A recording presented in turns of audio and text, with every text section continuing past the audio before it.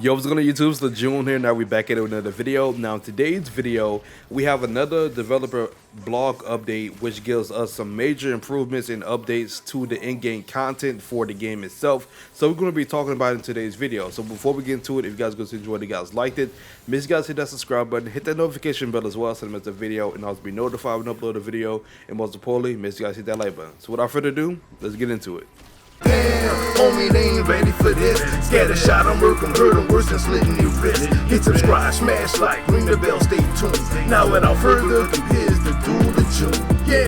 Alrighty, so the blog just released a few minutes ago, and you already know what I'm going to be talking about is these improvements to the in-game content. So you already know what to expect from here. So of course, these features come from Alex and Brian Wagner, and I am very happy to see what they do with this when it comes to this March update. So for the first thing we're going to be talking about in this blog is containing with the discordant sound raid. Now, this really took me by surprise when I first saw this, but they are actually adding checkpoint rewards to the discordant sound raid itself. Now, if you guys don't know what checkpoint rewards are, say for instance for Destiny, for a raid itself, there are certain encounters. Say for instance you fight a boss, then once that boss is completed, that's counted as a checkpoint reward, and you will get rewarded for defeating that certain instance right there. And it goes on and on. And the same thing for MMOs as well. It's the same concept, and I like the fact that they're actually doing this in Avengers. This has really kind of caught me off guard, but they did state that there are 4 major instances in the raid itself that will reward you with gear, which is pretty nice. Now, if I'm going to just speak one-on-one with y'all, this is pretty crazy. I know this is something that's very common in games like this, but to see it in Avengers, a game that I really didn't think can have something like this, it is pretty wild, and I am very excited for that. You guys should have seen my face when I first saw that they are having checkpoint rewards in the game itself for the raid. It's pretty crazy. So of course, they did state that for the normal raid, it will drop 1 additional minor artifact, but the minor artifact will not be at your power level. It's just the fact is they will be dropping another one, since of course with the checkpoint rewards, you're going to be getting the one that drops not at your power level. Of course, you have to beat the raid first to get to one that drops at your power level. But I like the fact that they are adding in an additional minor artifact, because for the elite raid mission chain, you just have to beat the raid itself and you will get 2 minor artifacts. Of course, they will drop at a high power level, but the fact is 2 is better than 1. So I like the fact that they're doing that. And I want to state that this is a weekly mission chain update. So, you know, this is not something that's going to be permanent. So say for instance, the weekly is gone, it will not have checkpoint rewards. We will go back to the same concept with the 1 drop at the end of the raid. But you know, for my people that do not like that, they did state that they're looking into improving the subsequent rewards and will update us when they have when the plans are finalized. So I pray this comes with an update to people that want to do subsequent runs. You know, just keep running it and getting rewards. Instead of just having 1, we can have 2. You know, the ones the drop can be a melee / range, or the second one can be a defensive / heroic. That would be so perfect if they do that for the raid. I've been advocating that for the longest, so I really do hope that they eventually do this, and that will just make me run the raid way more and just play way more, and you know, just have more people playing in general. Let's move on to the next part. Now, this will be good for the people that are wanting to get units way more. They stated that they're adding units that will be rewards to both mission and mission chains itself.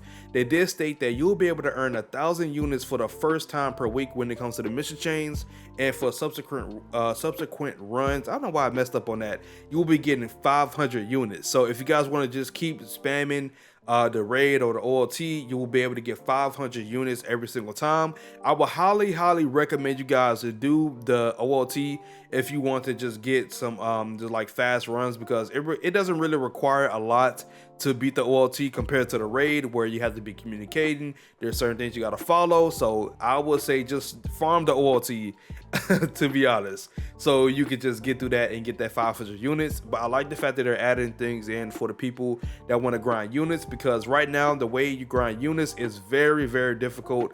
Luckily, I got blessed when it comes to the reimbursement that they did give all the players when it comes to the units. So I'm chilling on 700k units. I'm chilling right now. So I like the fact that they're doing that for the players that are wanting to farm units. So let's get on to the next change. Now there's some changes that are made to the vault in the villain sector. Now the vaults will no longer need coordinates and can be picked up from the shield faction mission giver. And I like the fact that they did change this, because if you did not know, once you get vault coordinations, you will have to, once you beat the vault itself, the vault will disappear, and you will have to go to a secret shield bunker and get the coordinates, and you have to, do the cycle all over again. So the fact is, you don't have to get that no more. It's very, very nice.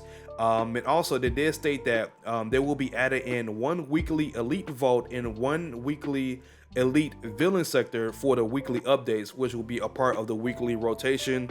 Not rotation, but just a weekly update on Thursdays. So they'll be adding that in.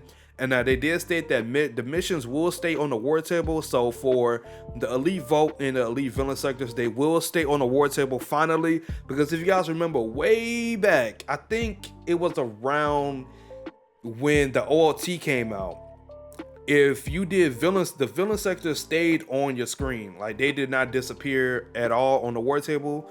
But now if you ran it, it disappeared. But now they're not going to be disappearing, which is very nice. And another thing that they did have in this article is the fact is rewards will now have a chance to drop exotic sets. Completing the daily and weekly chains will give a higher chance of obtaining the exotic. Now, I don't know if they just basically confirmed that elite villain sectors will now have exotics, which is pretty insane if that do add that. And I wonder what they're going to be changing with that. And speaking on changes, they did state that the gear sets from the villain sectors have been changed, and they will go into more information about that when they get sooner to talk more about it. So it seems like villain sectors will be getting exotics now in their own set of exotics. So I'm going to see how that's going to work. I don't know if it's going to be good or not. We really don't know. We just really have to wait and see what Alex has cooking up when it comes to the gear and see what it's going to be looking like. But of course, for the last thing we do have is for the new hero bound Mega Hive. Now, in the last article that was released, and this talking about just like that they have things coming to the game, it was the fact is Mega Hive can be done per hero now. Now, they did give information about it itself. It did state that if your hero is above power level 140 and you're knocked down, you'll have a chance to claim the weekly rewards after beating the hive itself. And once you're done and you go back to the war table, it'll reset for the hero that was knocked down. So if you die in that certain Mega Hive with that hero that you want to get, once you get to that screen where you got to select another hero, beat that hive, and once you get to the war table, then that hive will reappear for the hero that was knocked down. So you could just basically do it like that. And it's going to be weekly as well. So you have to, if you do it on Thor for that 1 week, you got to wait till the next week to do it on Thor again. So that is basically what they have so far, what they revealed to us when it comes to the improvements and changes coming to the in-game content on the March update. But yeah, it's looking pretty nice. I have to give them that. Every time they give some nice updates on in-game content or something like that, I will compliment them on when it comes to that.